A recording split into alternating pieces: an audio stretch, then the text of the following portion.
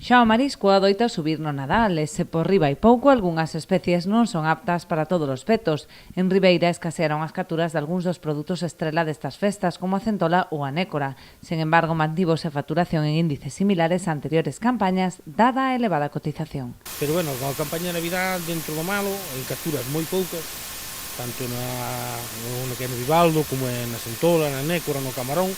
En cambio temos uns precios altísimos, precios moi altos.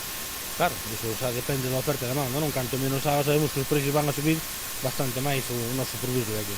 Pero claro, estamos falando de campañas de que empezamos casi nun dous primeiros meses de 20.000 kilos, 25.000 kilos menos na centola, 3 ou 4.000 kilos menos no tema da nécora.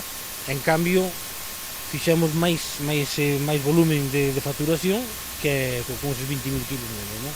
Pero bueno, nunha cousa boa, nós o que non queremos é iso, nós queremos é que haba produto, e que, bueno, que teña bo precio tamén, pero que haba produto, non?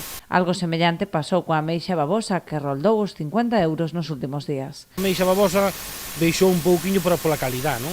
Estamos vendendo a 45, 50, pois a máis grande, pois a máis pequena, ahora nestas fechas a 30 euros.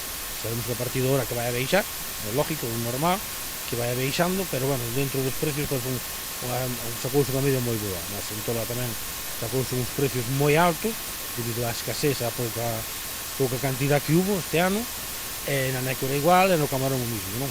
Ao haber moi pouca cantidad de produto, pois sempre se revalorizan os precios. Agora, pasado o tirón do Nadal, os prezos volverán á normalidade. Os mariscadores terán que facer fronte á escaseza de recurso, aínda que as expectativas de cara á vindeira campaña son máis optimistas, dada a gran presenza de cría da ameixa nas autorizacións.